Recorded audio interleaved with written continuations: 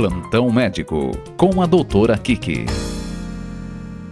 Olá, o nosso plantão médico vai responder hoje ao senhor Eduardo Rigório, de Goiânia, que nos diz que ele está muito decepcionado, porque comprou umas cabritinhas lindas, elas cresceram e estão com CAI, todas aleijadas, e disseram para ele que a doença não tem cura, que o jeito é matar.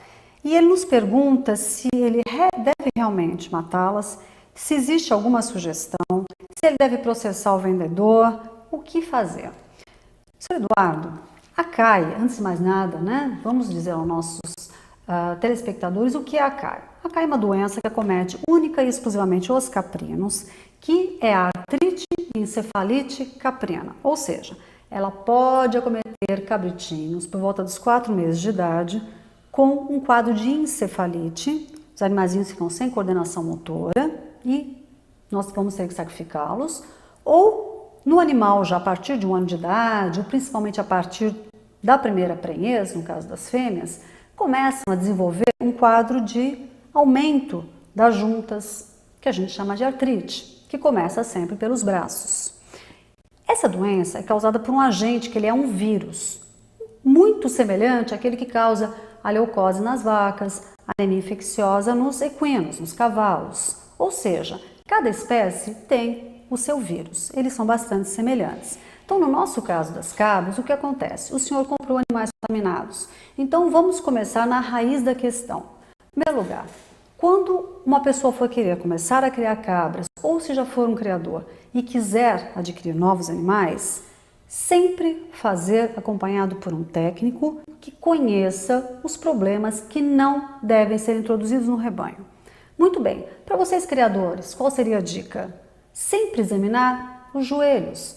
Quando vocês forem comprar animais em algum rebanho, sempre observar, como se a gente tivesse um raio-x nos olhos, como é que são os joelhos dos animais do rebanho de diferentes idades, principalmente dos animais adultos. Existem juntas inchadas? Bom, pode ser que seja de problema que o senhor adquiriu, que foi a CAI.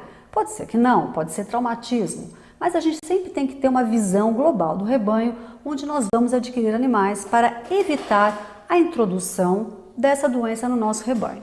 Muito bem, no seu caso, o senhor já comprou, o senhor já adquiriu a doença. A partir de agora, o senhor vai ter que fazer um manejo preventivo, porque o curativo não existe.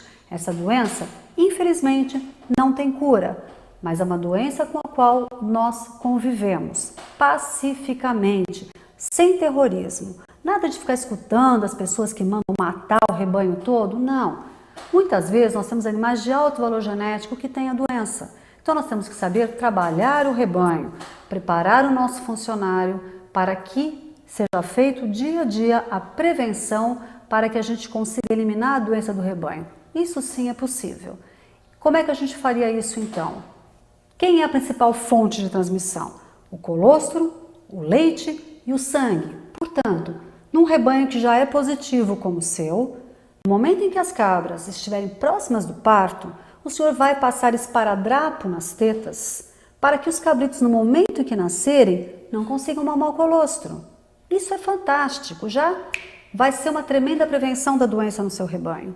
A cabra pariu, o senhor retira o cabrito, vai criá-lo com colostro de vaca saudável, com colostro de vaca negativa para brucelose e tuberculose.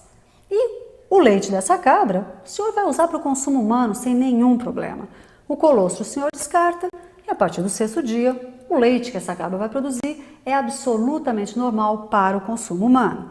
Ou seja, primeiro motivo forma de prevenção, esparadrapando as tetas antes do parto. Muito bem, qual o segundo cuidado? No momento da tatuagem dos cabritos, porque os cabritinhos vão ser tatuados. E se nós tatuarmos um após o outro, o sangue da orelhinha de um para o outro poderá levar a doença. Então, muito cuidado com tatuadores. Sempre tem que ser esterilizados entre um animal e o outro, que pode ser na água fervendo. Outro cuidado, a agulha. A agulha é muito baratinha. Uma caixa de agulha custa muito barato.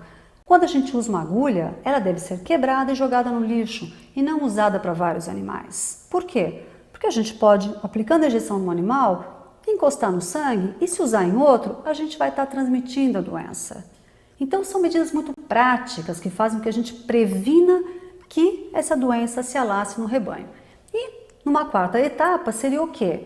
Que as fêmeas sem doença sejam as primeiras da ordenha e aquelas fêmeas que a gente desconfia que sejam portadoras ou as fêmeas realmente positivas sejam as últimas a ser ordenhadas, para que a gente evite assim a transmissão que a gente fala de horizontal, de teta a teta pela mão do ordenhador ou pela ordenhadeira mecânica.